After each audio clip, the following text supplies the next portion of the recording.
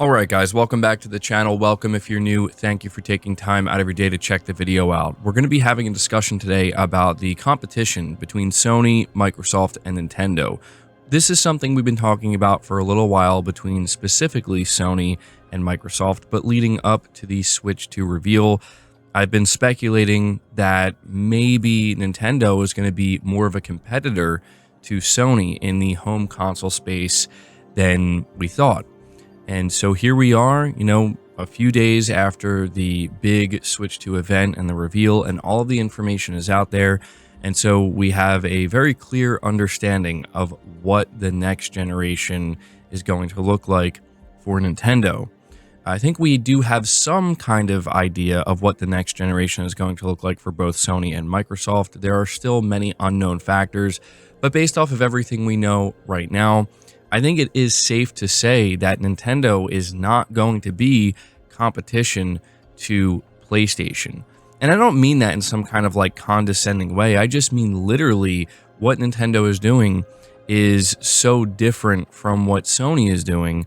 And even when we look at Microsoft, the fact that Microsoft is becoming much more of a third-party publisher, a multi-platform publisher, and shifting their focus away from the console and the ecosystem and the storefront, it just seems to me that basically all three companies are going to be in their own individual lanes. Now, there was a big focus on the Switch 2 event with third-party games and third-party publishers, and that was the part that I was most interested in when it comes to the conversation about competition between these brands and, these companies. And they did get strong third-party support. We saw games like Elden Ring, Cyberpunk 2077, Final Fantasy VII Remake, and these are no doubt big third-party games that are going to be launching for the Switch 2. But we are also finding out that the Switch 2 in docked mode can basically run these games at 30 frames per second at much lower resolutions compared to what you can get even on the base PS5. Now, the reason why I think this is significant is because I think basically going into the Switch 2 and even going into next generation with PlayStation, people who are going to be buying the Switch 2 and people who are going to be, I guess, really engaged on that platform with that console and that ecosystem, I think it's clear that it's still going to be driven mostly by first-party Nintendo IP. I think third-party is going to help. Nintendo is already off to a very strong start when it comes to making it known that, yeah, major third-party publishers are going to be on board with the Switch 2, but you see the fact that all of the games that were announced third-party-wise are older games that have been out for years, essentially. Games that you probably already played on your PlayStation 5 if you have a PlayStation 5, or a PS4 for that matter. And so when it comes to this idea of Nintendo being a much more serious competitor to what Sony is doing in the home console space, I guess I was wrong. I don't think that's going to happen. I think that Sony is feeling pretty good right now. They have the PS5, the PS5 Pro. They're going to be getting GTA 6. They have their own stuff, in the works with their first-party studios and their first-party games.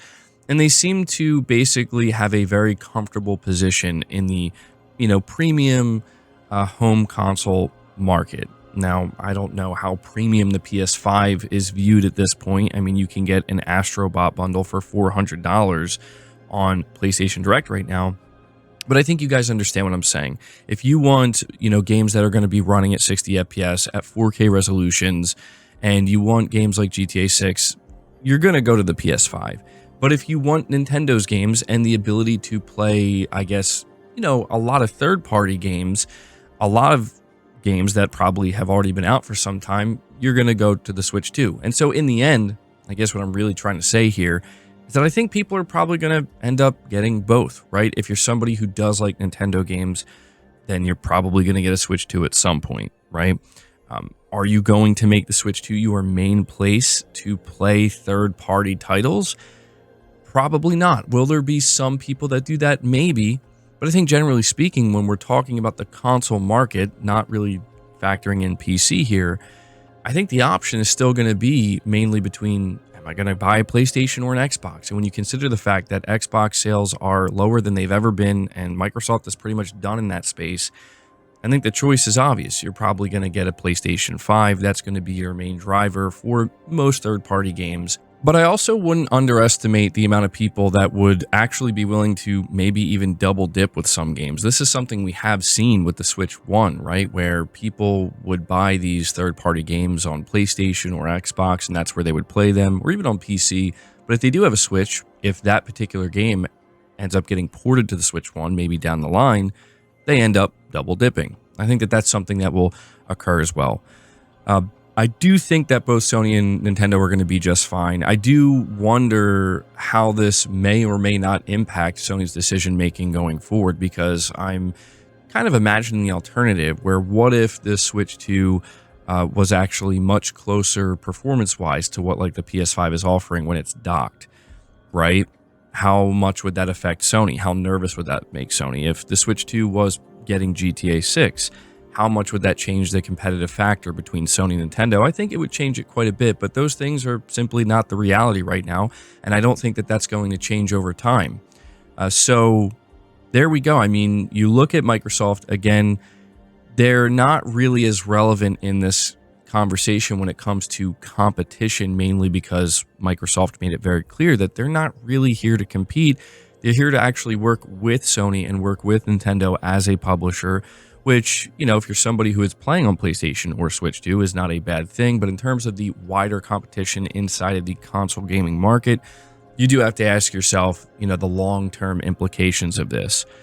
So as I said earlier, based off of what I can tell now that the Switch 2 reveal has come and gone, and we have some idea of how things are going to progress with Microsoft bringing more games over to PlayStation, it seems to me that Sony is basically in their own lane, going at a comfortable pace, feeling pretty good, I would say, about their position in the home console market.